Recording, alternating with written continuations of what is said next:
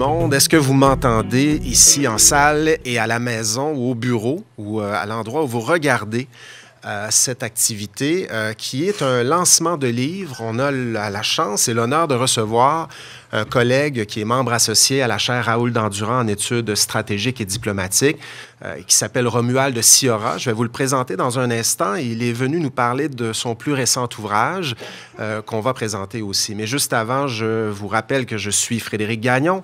Je dirige la chaire Raoul Dandurand en études stratégiques et diplomatiques ici à l'Université du Québec à Montréal. Je dirige aussi l'Observatoire sur les États-Unis, qui est pas mal actif et mobilisé depuis quelques semaines, étant donné toute l'actualité américaine et internationale et l'actualité canado-américaine aussi, Québec-États-Unis aussi, que vous voyez quotidiennement, d'heure en heure, le jour, la nuit. C'est vraiment un feu roulant, tout ça. Ça nous affecte personnellement, parfois ça nous affecte comme société. Il y a tout le débat sur ce que Trump veut faire des universités aux États-Unis, dont on entend beaucoup parler, et qui soulève toutes sortes de questions pour nos universités ici au Canada et au Québec. On aura l'occasion d'en reparler aujourd'hui. On va aborder toutes sortes de thèmes avec notre invité, qui est Romuald Siora. Je vous le présente sans plus tarder. Il est essayiste franco-américain. Il dirige l'Observatoire politique et géostratégique des États-Unis, de l'IRIS. Ça, c'est un centre, un institut de recherche en France qui se penche sur les questions stratégiques et les questions internationales. Donc, l'Observatoire a été créé, Romuald, il y a environ 2 ans? 1 an et demi, à peu près. 1 an et demi. La chaire Raoul Dandurand est partenaire de l'Observatoire politique et géostratégique des États-Unis.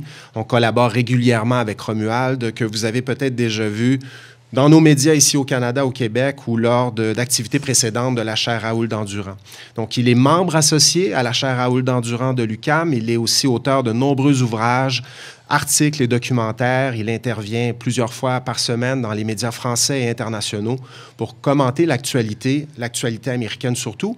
Et il a l'occasion de vivre, en fait, quotidiennement, tous ces bouleversements en sol américain, puisqu'il habite New York. Il y vit, il passe du temps en France, passe un peu de temps dans le monde, mais il passe l'essentiel de son temps à New York, aux États-Unis. Donc, il est un observateur quotidien de ce qui se passe là-bas.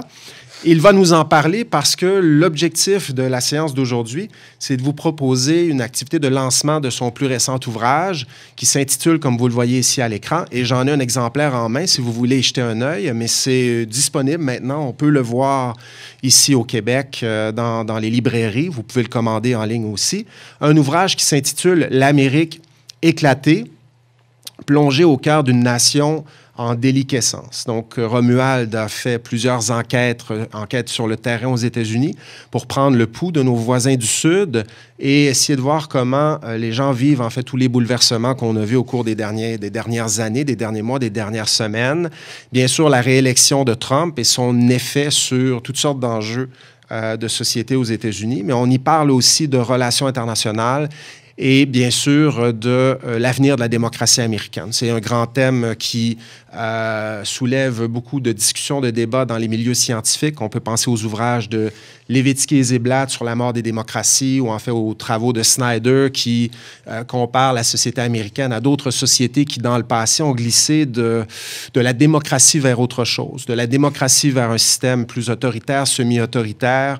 Je pense que, je sais que Romuald aborde ces questions-là dans cet ouvrage. Il parle de toutes les fractures aussi, des multiples fractures qui sont évidentes dans cette société, l'hyperpolarisation, la polarisation à outrance, la façon de faire la politique, les attaques personnelles, cette idée que la fin justifie les moyens lorsqu'on tente d'atteindre toutes sortes d'objectifs politiques. Et bien sûr, Trump incarne ça. Il en est peut-être l'incarnation, l'archétype, en fait, l'incarnation la plus aboutie. Et on pourra se demander aujourd'hui quels sont les grands enjeux à surveiller pour la suite des choses et qu'est-ce qui retient l'attention de notre invité, Romuald Siora. Merci beaucoup, Romuald, d'être de retour parmi nous. Et pour ce qui est du format de l'activité aujourd'hui, ce que j'ai proposé à Romuald, c'est peut-être de nous présenter dans un premier temps les raisons pour lesquelles il a écrit cet ouvrage, ce qu'on y trouve, quels sont les grands thèmes de cet ouvrage-là, peut-être une vingtaine de minutes là-dessus, puis ensuite, on aura une conversation et vous pourrez également poser des questions un peu plus tard durant la présentation, durant l'activité plutôt. Donc, Romuald, merci beaucoup d'être là et j'ai envie de te lancer là pour un premier exposé d'une vingtaine de minutes sur ce qu'on trouve là-dedans, pourquoi tu as écrit l'ouvrage et pourquoi c'est intéressant de le lire. Merci Frédéric, bonjour. Pourquoi j'ai eu envie d'écrire ce livre? Cela fait plus de 20 ans que je vis aux États-Unis, je suis devenu américain. J'ai observé la société américaine depuis donc de nombreuses années et nous sommes dans un moment de basculement. Quand j'entends un moment, je ne parle pas précisément de cette année, j'entends depuis déjà une bonne décennie. Nous sommes dans un moment de basculement aux États-Unis, mais pas seulement aux États-Unis, également dans l'entièreté du monde occidental. C'est une fin d'époque qui a débuté au début de ce siècle et les États-Unis, en tant que première puissance économique, militaire, occidentale, pays le plus peuplé d'Occident, sont évidemment le reflet de ces bouleversements. Donc voilà pourquoi j'ai décidé de m'attaquer à cet ouvrage qui est le fruit de plus de 20 ans de recherche, de travail aux États-Unis sur le terrain, de rencontres, d'interviews, que ce soit avec des personnes rencontrées lors de voyages, que ce soit avec d'anciens présidents américains, que ce soit avec des intellectuels, des académiques. C'est un petit peu un bilan de ce bouleversement que nous sommes en train de vivre et mon éditeur a été très généreux, il m'a permis d'y travailler jusqu'après l'élection et donc d'avoir un livre qui a pu tenir compte des premières déclarations de Donald Trump et de, à l'époque, sa future administration. Donc, en gros, lorsque je parle de déliquescence, qu'est-ce que j'entends par là? Quand je parle d'une nation en déliquescence, tout d'abord, je m'attaque à l'État fédéral américain. L'État fédéral américain est, lui, entré en processus de déliquescence depuis déjà une quarantaine d'années. Alors, ce qu'il faut bien avoir à l'esprit, c'est que l'État fédéral aux États-Unis est un État relativement faible, puissant sur le régalien, essentiellement en ce qui concerne la politique étrangère, mais c'est un gouvernement qui a toujours été relativement, non pas fragile, mais fragilisé par les différentes volontés d'autonomie de la plupart des États. Le verre était dans la pomme dès la création de la Constitution en 1787. Comme vous le savez peut-être, au départ, les États-Unis ont suivi un modèle de confédéral. Les États-Unis étaient donc une confédération très souple, trop souple pour certains, et donc en 1787, les pères fondateurs se sont réunis à Philadelphie et ont rédigé la Constitution américaine, qui est toujours aujourd'hui, qui fonctionne toujours aujourd'hui. Et cette Constitution avait tout d'abord pour objectif de créer un pouvoir central fort. Une fédération, certes, mais une fédération assez centralisée. Plusieurs des pères fondateurs étaient en faveur de cette centralisation. Je pense à Benjamin Franklin, à George Washington lui-même, même s'il n'a pas contribué à la rédaction de la Constitution. D'autres, comme Thomas Jefferson, étaient opposés à un fédéralisme trop fort, une intégration trop importante des États au sein de ces fédérations et était pour que les États bénéficient d'une grande autonomie. Donc des compromis ont été passés à ce moment-là, ce que j'appelle une politique du en même temps. Et donc depuis 1787, nous nous retrouvons avec un État fédéral qui a certains pouvoirs régaliens d'importance, mais qui doit en permanence passer des compromis ou faire face à des velléités, si ce n'est d'autonomie ou de sécession, en tout cas une forme d'indépendance politique de nombreux États. Alors ce système un peu bancal a fonctionné bon an mal an durant la première partie du 19e siècle. Il y a eu plusieurs fois des menaces de sécession de la part de différents États et cela s'est terminé, comme vous le savez tous, en 1861 avec l'éclatement de la Fédération. Après la guerre civile, l'État fédéral a connu plus ou moins un âge d'or, c'est-à-dire que après donc l'échec de la Confédération sudiste, le pouvoir de Washington a réussi à centraliser la plupart des autorités qui s'étaient un petit peu dispersées à droite à gauche au sein du bureau ovale, et donc nous avons vu un pouvoir fédéral solide s'installer au sommet de l'État. Mais solide, mais toujours entre guillemets, puisque très très vite, après la période de la reconstruction, au bout d'une quinzaine d'années, le Sud avait commencé à se reconstruire et le gouvernement fédéral a dû faire à nouveau des concessions au Sud pour éviter une nouvelle sécession, et le Sud a pu à nouveau pouvoir bénéficier d'une forte autonomie. Et de là ont été imposées les fameuses lois Jim Crow et la ségrégation qui a duré jusqu'aux années 60 du XXe siècle. Donc un État fédéral plus fort, si je puis dire, mais qui néanmoins était toujours otage de certaines volontés d'autonomie de la part des États. Donc grosso modo, cette situation a duré jusqu'aux années 60-70 du XXe siècle.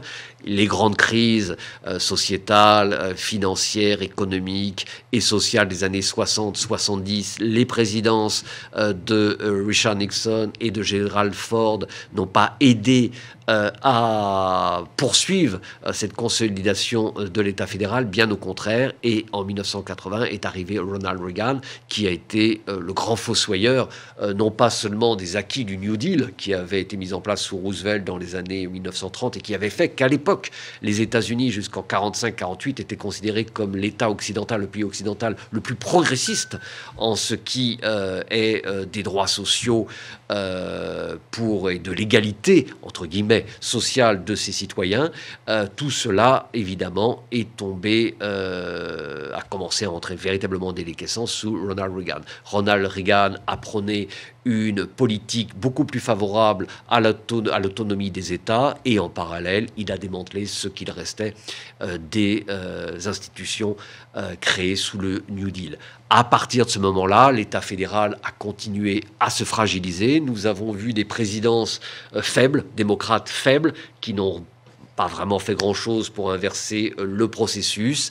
Et en parallèle de cela, les États-Unis ont connu les crises que vous connaissez, financières, sociales, qui ont fait que l'État fédéral, qui était déjà très fragilisé et qui ne répondait plus, ne répondait plus aux demandes de la plupart des États-Unis, a perdu de plus en plus de crédibilité. Donc aujourd'hui, on se retrouve avec un État fédéral plus faible que jamais depuis la guerre civile, et les grands domaines qui normalement devraient être ceux sur lesquels il œuvre sont eux-mêmes aujourd'hui entrés dans un état de déliquescence, de délabrement plus qu'avancé. Alors on peut brièvement reprendre tous ces grands dossiers qui sont à charge normalement de l'État fédéral. Alors prenons tout d'abord l'éducation. Alors l'éducation n'a jamais été gérée aux États-Unis par le gouvernement fédéral, mais néanmoins jusqu'ici il y avait un ministère de l'éducation qui, comme vous le savez, va être démantelé prochainement par Elon Musk et Donald Trump, qui avait pour objectif de réguler un minimum l'éducation en général aux États-Unis. Néanmoins, son influence était faible. Elle existait surtout grâce à certains apports financiers. Le système de l'éducation aux États-Unis a toujours été assez sauvage, si je puis dire. Au contraire de ce qui est le cas en Europe, nous avons, comme vous le savez, un système qui est financé, non pas donc par l'État fédéral, qui n'est qu'un régulateur et un observateur, mais le plus souvent par les États, si ce n'est par les États, par les comtés, par les villes, mais dans une bonne majorité des cas, par tout simplement les quartiers. C'est-à-dire que les écoles primaires, secondaires, donc middle school, high school, sont financées en fonction des taxes locales.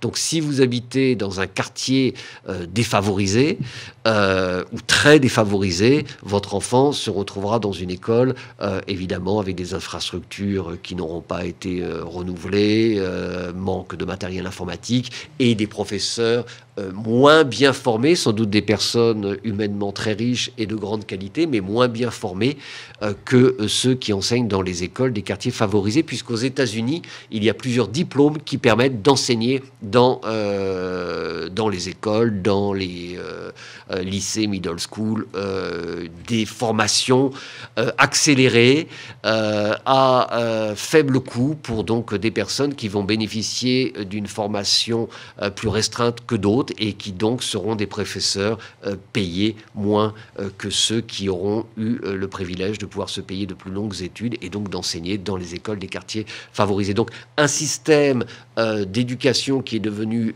plus inégalitaire que jamais, et même si une fois encore ce n'est pas l'État fédéral qui doit et qui régit ce système, il y a encore quelques années un droit de regard qui s'est étiolé depuis la première présidence Trump, et aujourd'hui avec le démantèlement du département de l'éducation, il est très clair que ce système va continuer son processus de déliquescence et l'inégalité scolaire va être de plus en plus galopante. Il faut bien comprendre que cette inégalité dans l'éducation est le principal facteur d'inégalité sociale et de polarisation de la société américaine. Tout simplement parce que, comme vous le savez, une fois encore, la plupart des grandes compagnies, grands cabinets d'avocats, ce que vous voulez, maisons d'édition, etc., médias, recrutent dans les grandes universités américaines. Et pour pouvoir accéder aux universités américaines, il faut soit avoir des parents qui ont pu vous payer des études dans ces universités, ou alors avoir bénéficié d'une bourse,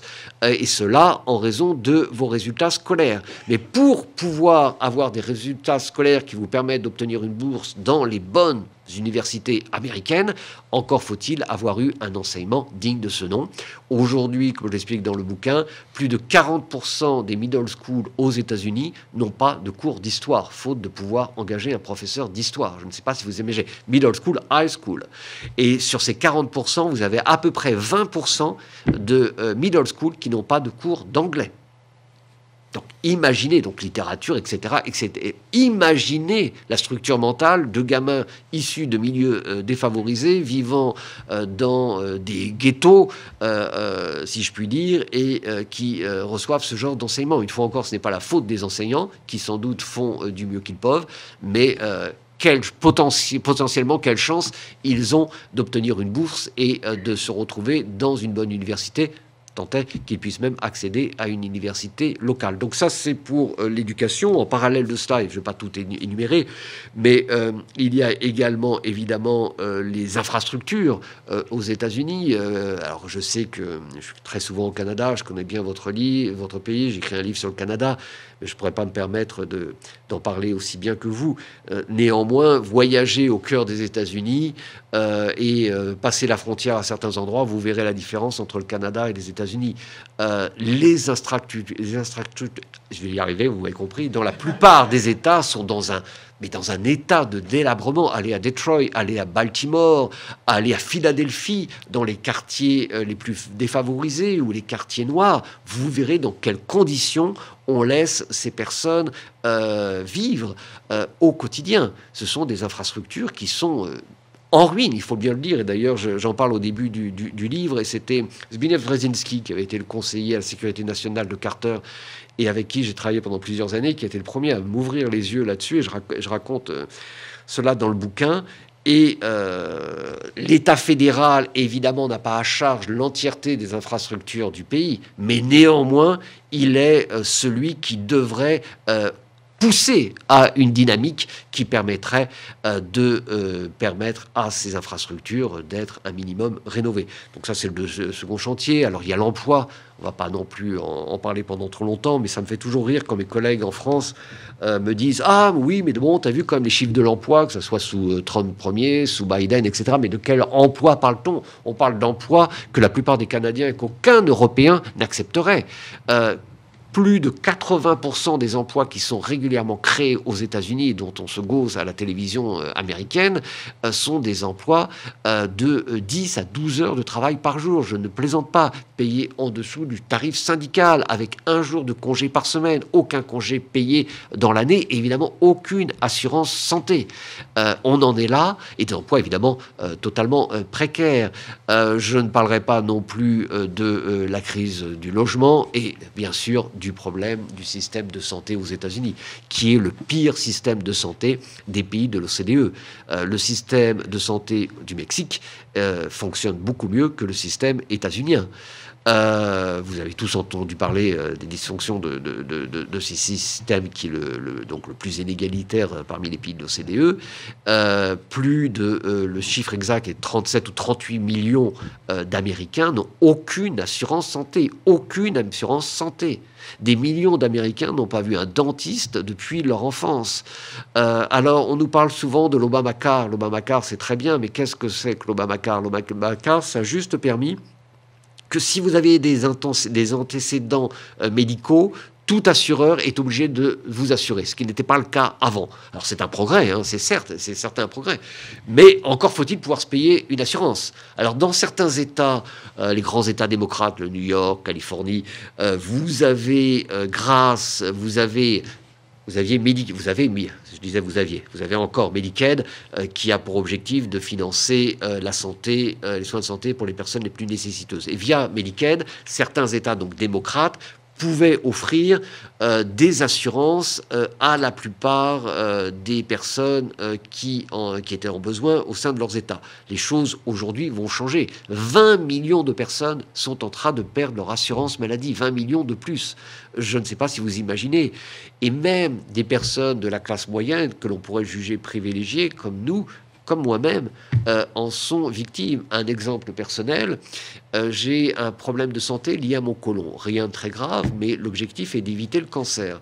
Je suis donc soigné tous les mois dans un très bon hôpital à New York, une clinique sous perfusion. Le prix de chacune de mes perfusions est de 15 000 $. Oui, je fais une petite quête après la conférence avant de rentrer aux États-Unis. C'est 15 000 $. Mon assurance, j'ai la chance d'avoir une bonne assurance et de pouvoir me payer une bonne assurance. Je ne suis pas riche, mais j'ai la chance de pouvoir néanmoins avoir ce genre d'assurance. Prend en charge 10 000 $. Il reste 15 000 $ à prendre en charge. Jusqu'à présent, les hôpitaux, via des fonds fédéraux, prenaient automatiquement, que vous soyez milliardaire ou pas, ce qui n'est peut-être pas très juste, mais n'était pas très juste, mais prenaient en charge automatiquement ces soins. Donc les 5 000 $ restants étaient pris en charge par l'hôpital. J'ai reçu le 22 février ou le 21 février une lettre m'annonçant qu'à partir du 28 février, donc on a le temps de se retourner, vous voyez, les 5 000 $ seraient à ma charge. Donc 5 000 $ par mois, c'est très cher, vu que la même chose se passe sur les médicaments qui augmentent, etc. J'en serais à peu près à 6 000 $ sans payer, sans parler d'assurance, l'assurance de mon épouse, etc. Donc on en serait à peu près à 8 000 $ de frais médicaux par mois. Ça fait quand même beaucoup. Il faut vendre beaucoup de livres pour ça, croyez-moi.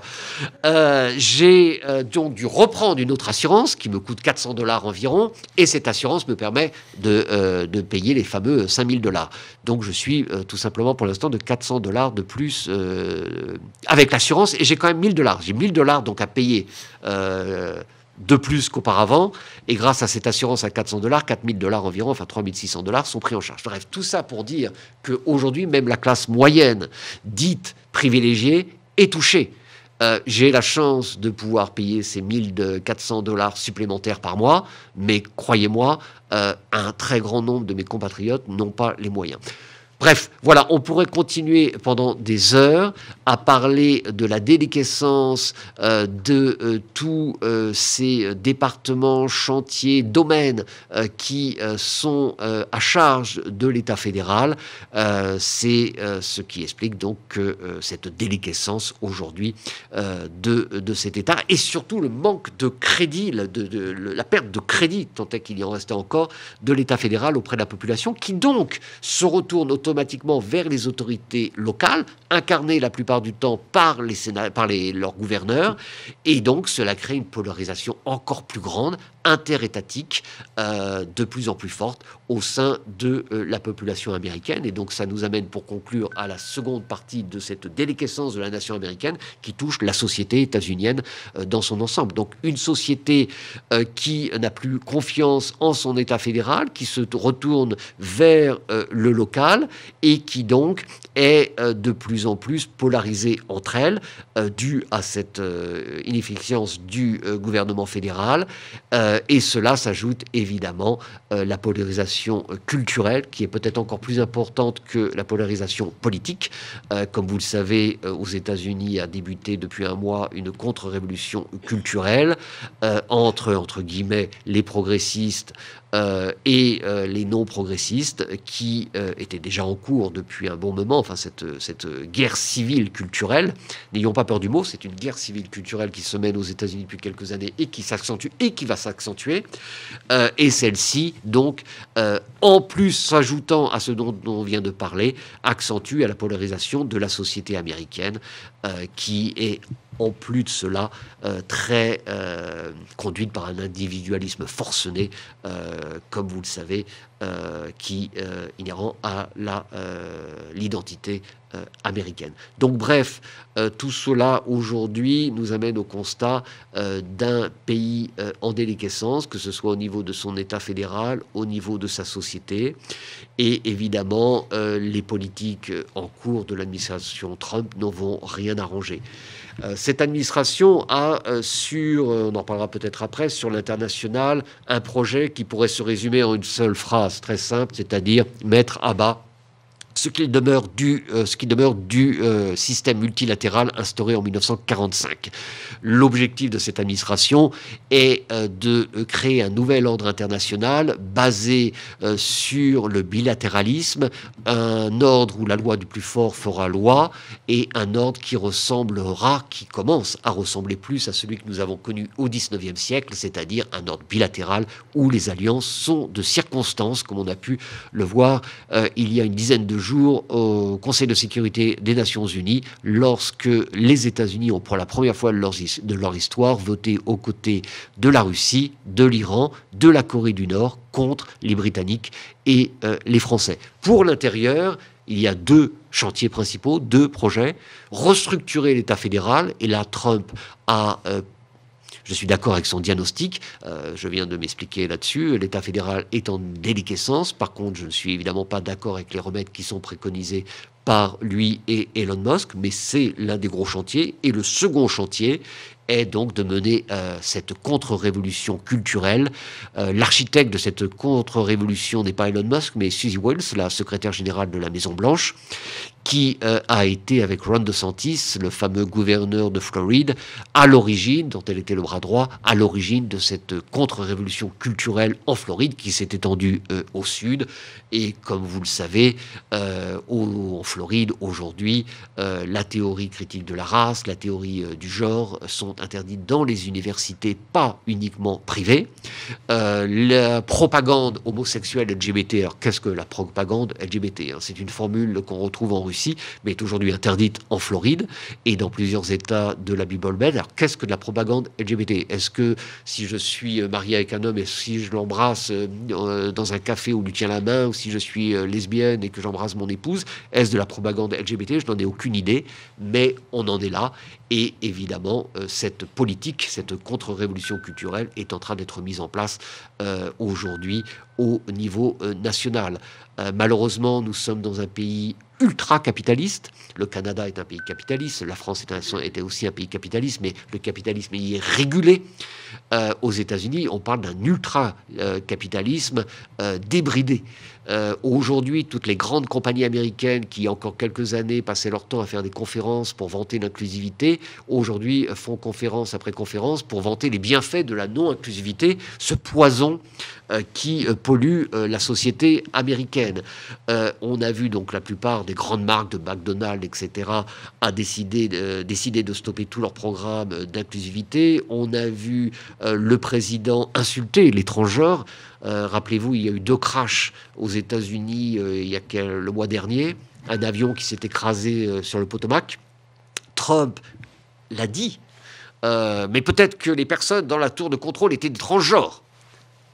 Peut-être, mais je pense que si on engage des transgenres, des blancs, des noirs, des bleus, des jaunes, tout ce que vous voulez, c'est d'abord pour leurs compétences. Peut-être qu'il y a un programme d'inclusivité qui fait que des personnes issues des minorités sont privilégiées pour gagner, pour obtenir l'emploi en question, mais néanmoins leurs compétences priment par-dessus tout. Quelques jours après, un autre malheureux accident, un hélicoptère qui transportait une petite fille qui sortait de l'hôpital s'est écrasé, et Trump, en direct à la télé, peut-être que le pilote était issu des minorités. Peut-être que l'inclusivité est responsable de ce nouveau crash. Bref, on en est là. Et pour conclure sur cette problématique, je vous invite à aller visiter le site de Stonewall. Vous savez ce qu'est Stonewall? Stonewall est un site historique aux États-Unis. C'était un bar gay. En 1969, l'homosexualité était interdite. Il y a eu une descente de police. Des clients ont été assassinés.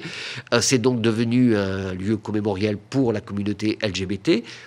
Un site a été inauguré qui est régi par le gouvernement fédéral et donc qui fait partie des parcs nationaux. Sur le site fédéral de Stonewall, le T de LGBT a été gommé. On parle de la communauté LGBG jusqu'au prochain coup. Les transgenres donc ne sont plus reconnus comme partie intégrante de cette communauté. Donc voilà. Et cette contre-révolution culturelle se poursuit. Aujourd'hui gagne les universités, comme vous l'avez tous suivi dernièrement. Columbia. Je dirige donc l'Observatoire politique et géostratégique des États-Unis, l'IRIS, et notre principal partenaire aux États-Unis est Columbia, où nous sommes donc basés. Donc, je suis aux premières loges pour voir ce qui s'y passe. Donc, comme vous le savez, Donald Trump a coupé $400 du budget fédéral à Columbia University, en partant du principe que Columbia est donc un repère d'antisémites, puisque les étudiants, pourtant de très très nombreux juifs américains, comme vous le savez, une majorité des juifs américains n'ont pas soutenu, tout en évidemment pointant du doigt les atrocités du 7 octobre, mais n'ont pas soutenu la réponse qu'ils jugent disproportionnée de Netanyahou à l'encontre de Gaza. Et malgré le fait que de nombreux juifs aient participé à ces manifestations, Trump juge que c'était des manifestations purement antisémites. Certes, il y a eu sans doute des antisémites et tout propos antisémite est évidemment condamnable, mais néanmoins, la majorité de ces personnes manifestaient pour le droit des Palestiniens. Bref, néanmoins, à cause de cela, donc Columbia voit 40% de son budget supprimé, des départements qui vont fermer, des chercheurs qui perdent leur budget, des profs qui perdent leur emploi, et au-delà de cela, Trump a exigé que Columbia supprime tout enseignement lié à la théorie critique de la race, à la théorie du genre, et tout gender studies, etc., etc., etc. C'est du jamais vu dans une démocratie libérale occidentale depuis les années 30 du XXe siècle. Jamais vu. Trump ensuite a exigé la même chose de Yale et de Harvard. Les présidents de Harvard et de Columbia ont dit qu'ils souhaitaient travailler en harmonie avec le gouvernement. Pour l'instant, il n'y a que le président de Georgetown, à ma connaissance, qui a fait un doigt d'honneur au gouvernement fédéral. On en est là aujourd'hui aux États-Unis. Et je conclurai cette petite présentation donc, de ce pays en déliquescence durant la promotion de ce livre en janvier à Paris. J'ai fait pas mal d'apparitions dans les médias, conférences, etc. Et je disais, d'ici 2 ans, les États-Unis ressembleront plus à la Hongrie de Viktor Orban qu'à l'Amérique de Kennedy ou d'Obama. Et je dois avouer que je me suis trompé, ça n'aura pas pris 2 ans, ça aura pris 1 mois. Nous sommes vraiment aujourd'hui sous une présidence semi-autoritaire. Merci. Merci beaucoup, Romuald. On peut commencer par ça. Et on va poursuivre la conversation. Merci beaucoup pour la présentation. Ici au Canada et au Québec, on le voit dans les cours, on le voit dans les conférences.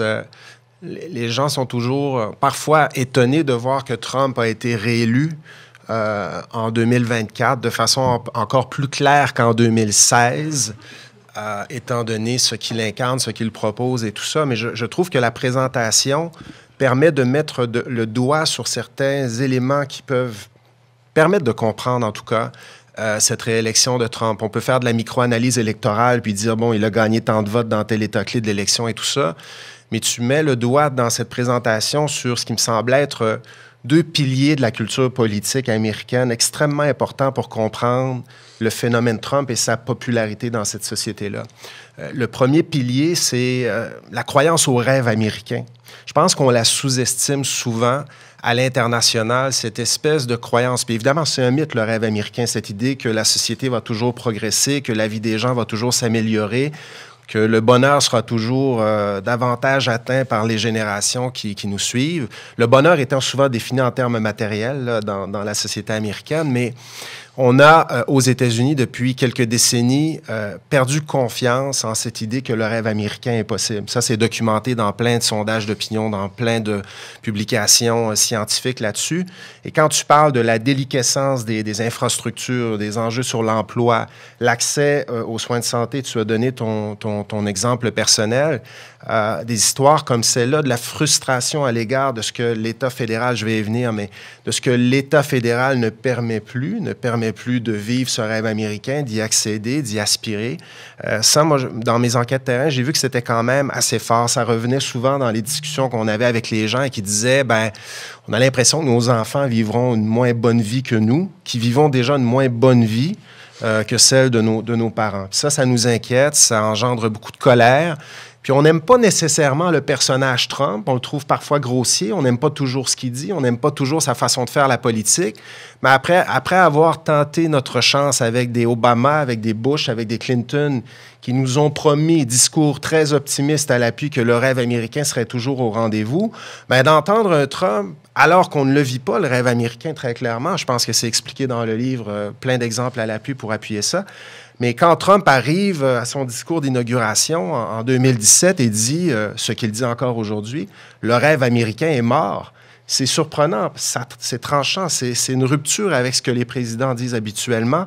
Mais il le dit, je pense, il ne faut pas trop le sous-estimer non plus. Je trouve qu'on le sous-estime parfois, mais il le dit en toute connaissance de cause, en voyant très bien qu'il y a un marché pour ces idées-là, qu'il y a un appétit pour ces idées-là dans une société qui vit au quotidien toutes sortes de frustrations sur les enjeux dont tu as parlé. Ce qui est curieux, c'est que ben, pour ce qui est des infrastructures, il avait promis un plan sur les infrastructures qui n'est jamais venu durant son premier mandat, alors que Biden, lui, a réussi à convaincre le Congrès des États-Unis d'aller de l'avant avec un plan d'infrastructure très, très important, très, très ambitieux.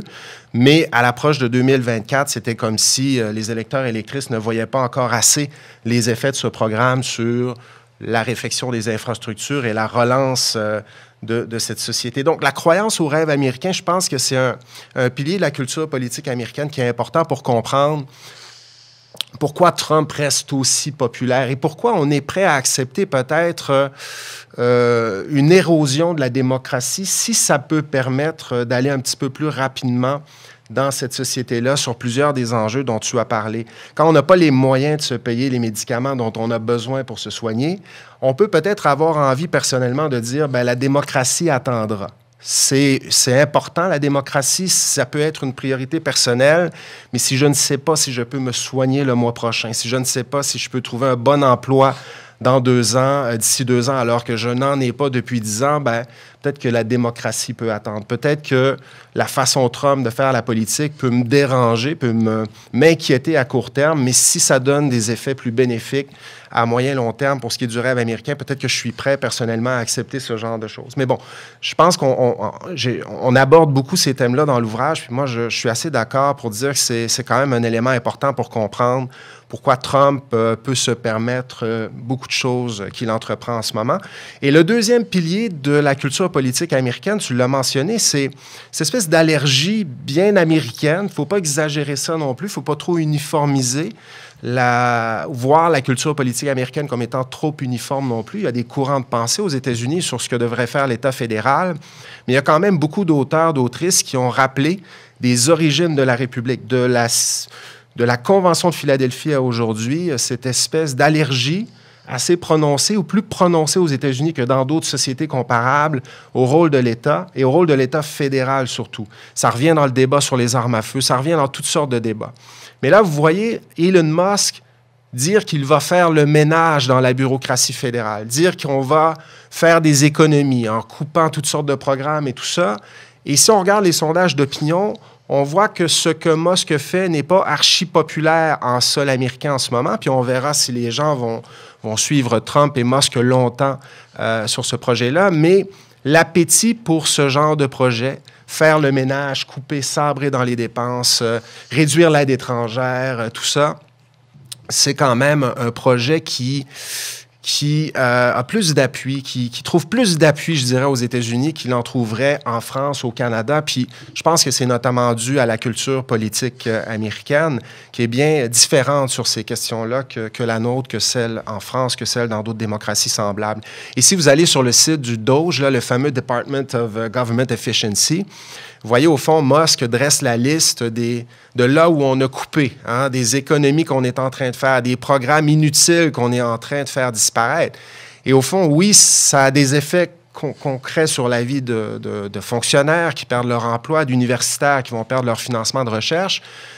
Oui, ça a des effets, mais au fond, les sommes qu'on est en train d'économiser ne sont pas si importantes que ça. Il y a beaucoup de simulacres, il y a beaucoup de mise en scène là-dedans, mais qui plaît plus aux États-Unis que dans d'autres sociétés comparables, puisqu'on a toujours eu dans l'histoire une espèce d'allergie au gouvernement fédéral. Cette espèce d'idée que quand le gouvernement fédéral fait quelque chose, nécessairement, il va se tromper, nécessairement, il va mal faire les choses. Et au fond, ce serait plutôt aux individus de prendre leur destinée en main sans recevoir trop l'aide du gouvernement fédéral.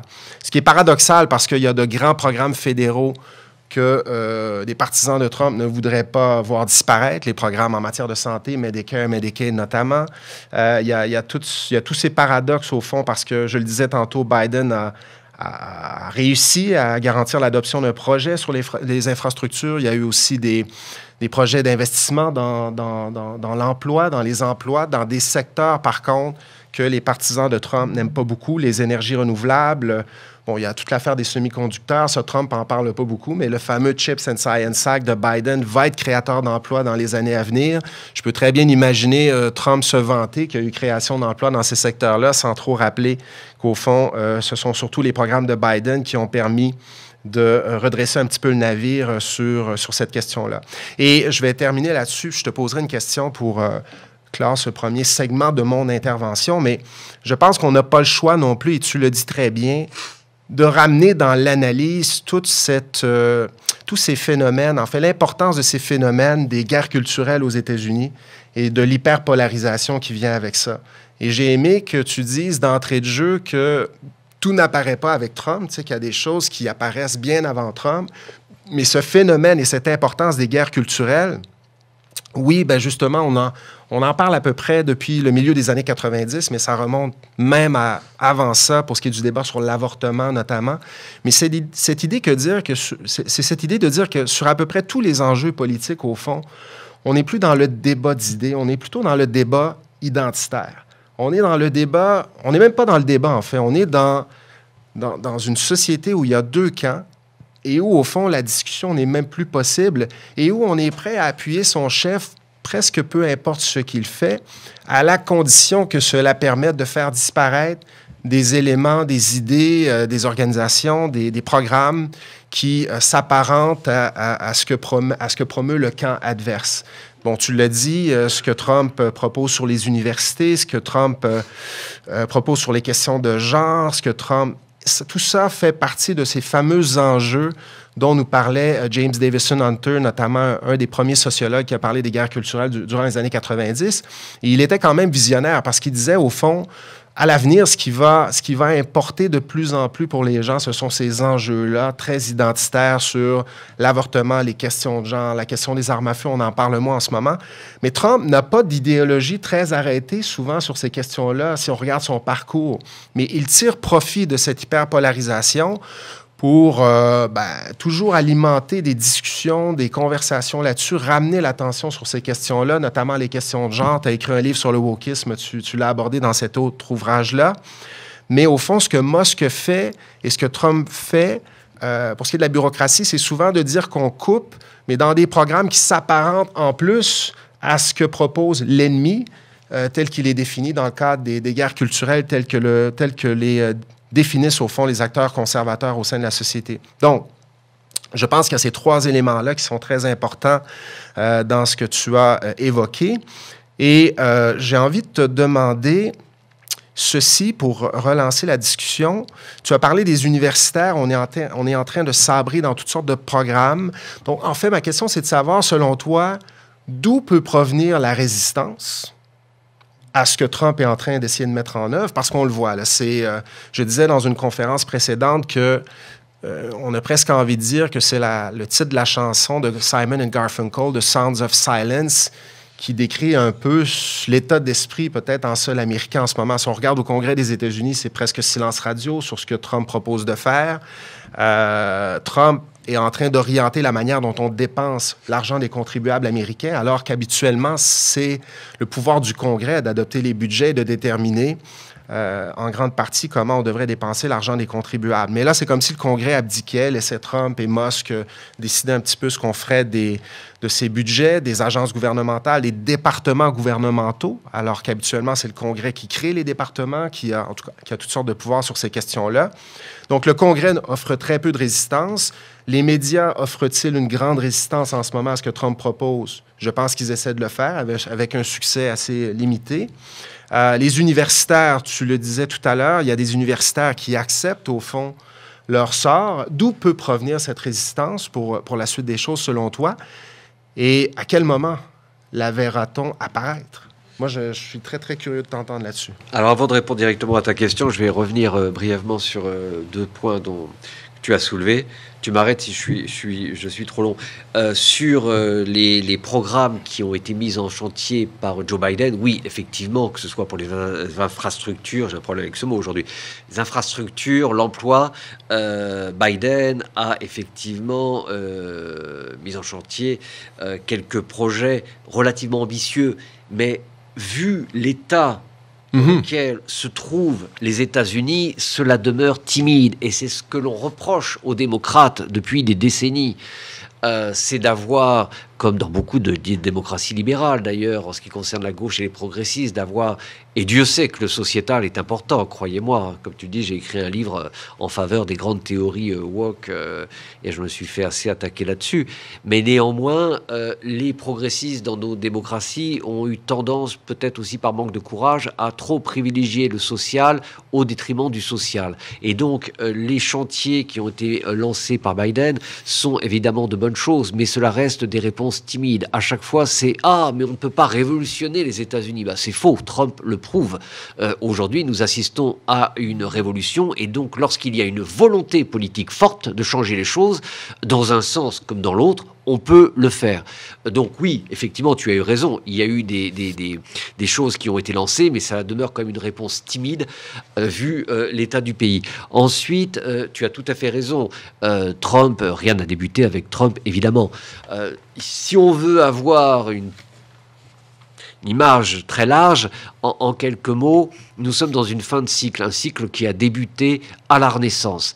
À la Renaissance ont émergé les grandes idées humanistes qui elles-mêmes se sont formulées sous forme, concrétisées sous forme d'idées et de théories plutôt au siècle des Lumières grâce au travail des philosophes. Ces idées, ces théories ont été mises en pratique au XIXe siècle, le siècle des démocraties, des premières démocraties modernes, et ont connu un apnée en 1945 avec la mise en place du système multilatéral, la création de l'ONU, Déclaration universelle des droits de l'homme, expansion de la démocratie libérale, etc., etc. Aujourd'hui, nous sommes dans la fin de ce cycle. Comme vous le savez, en Occident, ces valeurs, donc humanistes à la base, parlent de moins en moins aux nouvelles générations.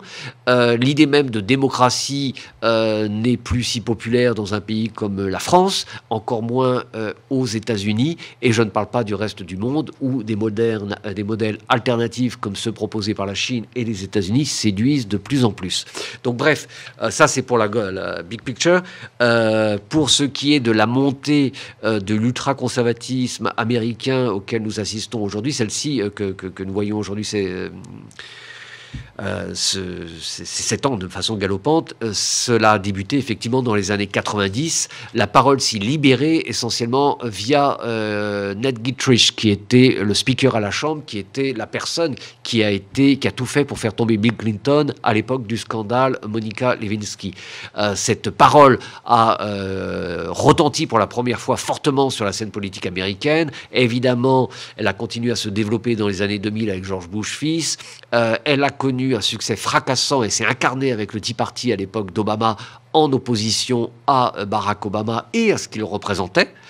Et évidemment, c'est incarné dans la personne de Donald Trump. Donc, Donald Trump n'est que la continuité et l'incarnation d'un mouvement et d'une vague ultra-conservatrice qui trouve ses racines dans les années 90 et même avant, bien évidemment, mais qui s'est concrétisé, qui a commencé à occuper le devant de la scène dans les années 90. Et il est aussi la concrétisation d'un moment historique de cette fin de cycle dont je parlais. Donc, aujourd'hui, quelle résistance face à Trump? Donc l'État fédéral est attaqué de toutes parts. La plupart des grandes agences qui étaient si utiles aux populations à travers le monde, mais aussi et surtout aux États-Unis, sont démembrées lorsqu'elles ne sont pas tout simplement fermées. La recherche voit son budget diminuer drastiquement. Toute recherche médicale, pharmaceutique, etc. Va se voir couper, va voir ses moyens coupés de plus de moitié. Donc évidemment, les Américains vont en pâtir. En parallèle, c'est la démocratie qui est attaquée chaque jour qui passe. Tout cela était prévisible dans le fameux projet 2025 pondu l'été dernier, l'année dernière, par la Heritage Foundation, le think tank ultra-conservateur de Washington. Néanmoins, aujourd'hui, nous voyons que certaines prérogatives du Congrès lui sont retirées en faveur de la Maison-Blanche, que le judiciaire, certaines prérogatives du département de la justice, où il y avait une forme de semi-autonomie, ces prérogatives passent également du côté de la Maison-Blanche. Et on voit effectivement, comme tu l'as souligné, que la plupart des universités, des grands médias, des grandes entreprises se couchent et acceptent cet état des choses. C'est dramatique, mais ce qui nous semblait anormal hier, bien souvent, devient la normalité. Les histoires nous l'ont enseigné, les choses vont parfois très, très, très, très vite. Donc, quelle résistance? Alors, la société états-unienne par elle-même, malheureusement, il ne faut pas. Hier, j'ai fait une conférence, un book signing dans une librairie ici, et on me disait, pensez-vous qu'il pourrait y avoir une révolution? Non, il n'y aura pas de révolution de la part des Américains. Les Américains ne sont pas des révolutionnaires dans l'âme, et qu'on ne me parle pas de la révolution américaine. Ça a été un grand moment émancipateur, certes, mais la révolution française a été une révolution sociale. La révolution américaine a été une révolution bourgeoise liée essentiellement au commerce. Ne l'oublions jamais. Les révolutionnaires, les pères fondateurs, donc Benjamin Franklin, se sont battus jusqu'en 1775 pour qu'il n'y ait pas de rupture totale entre le Royaume-Uni et les 13 colonies. Donc c'est très différent. Les Américains ne sont pas des révolutionnaires dans l'âme. En plus de cela, la population est épuisée. Nous avons parlé de l'état du pays précédemment, mais imaginons une femme, une mère célibataire de la classe moyenne qui gagne un salaire estimable, on va dire $4 000 par mois, ce qui est estimable, mais pas grand-chose, pas mirobolant à New York. Mais elle gagne $4 000, donc c'est la petite classe moyenne. Cette femme doit louer un appartement à New York. Je donne tous les tarifs, immobiliers, etc., dans le bouquin, et d'autres exemples plus concrets. Si elle a 2 enfants, elle a besoin d'une chambre pour elle et d'une chambre au moins pour les 2 enfants, donc elle va chercher un petit two-bedroom. Vous trouverez rien à moins de $2 500 à New York. Si vous avez vraiment, vraiment de la chance, $2 000. Donc, voilà, $2 000 sur les $4 000. En parallèle de ça, il y a l'assurance. Quand elle n'est pas prise en charge par l'assureur, comme dans la plupart des cas, cette pauvre femme va $700, $1 000 environ d'assurance. Il y a les enfants, etc. Donc, ça va également grignoter. Donc, en gros, elle va se retrouver avec $500, $600, $700 pour nourrir sa petite famille. Pour nourrir une famille de 3 personnes, il faut compter approximativement à New York $1 400 par mois. Voilà. Et on parle encore d'une personne considérée comme privilégiée qui n'a donc pas droit aux quelques droits sociaux que l'État de New York, que la ville de New York peut offrir. Donc cette personne, croyez-moi, a autre chose à faire que la révolution. Donc imaginons le cas des classes paupérisées. Elles ont malheureusement autre chose à penser. Toujours pour parler de la population états-unienne, rien de péjoratif dans ma bouche quand j'emploie l'expression redneck, mais c'est une expression qui parle à tout le monde.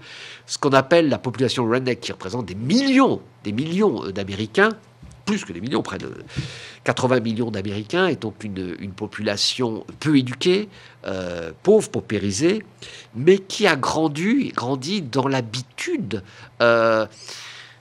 Si vous avez mal à la tête, demain, un petit mot de tête, vous n'allez pas aller courir à l'hôpital.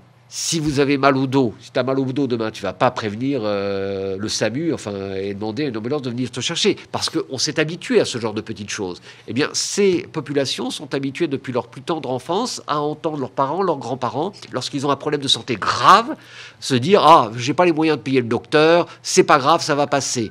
Ou voir des personnes atteintes d'un cancer décider de se laisser mourir parce que ça coûte trop cher, de toute façon ils n'auraient pas les moyens. Et puis aussi, c'est anti-américain, hein, il faut comprendre. Attention, je vais utiliser une expression cruelle, hein, mais qui a été employée récemment par les Proud Boys, donc c'est évidemment pas moi. We are not faggot. Ne me demandez pas le lien entre l'homosexualité et cela, mais ça a été prononcé par l'un des leaders des Proud Boys il y a une quinzaine de jours. C'est-à-dire, nous ne sommes pas le genre de personnes qui allons être anti-américains et profiter de l'État. Si nous n'avons pas d'argent, si nous ne pouvons pas nous soigner, après tout, c'est de notre faute. Nous avons notre fierté. Je ne veux pas que l'État, etc. Je préfère crever à 50 ans d'un cancer, pas voir un dentiste depuis 20 ans, mais ne rien devoir à l'État. Je suis un mec...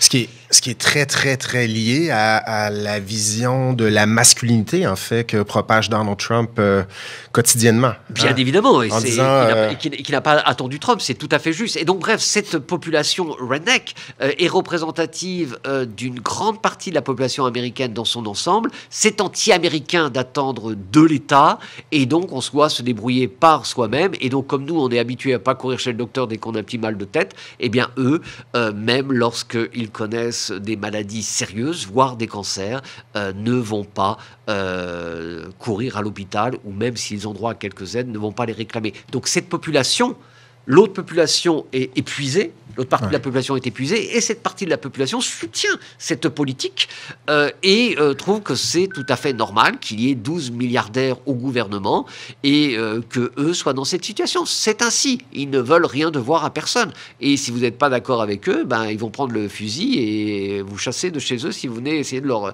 offrir une assurance santé quelconque, plus ou moins gratuite. Bref, donc voilà, une population épuisée, sidérée, et qui, en grande partie, adhère à la politique trumpienne. Maintenant,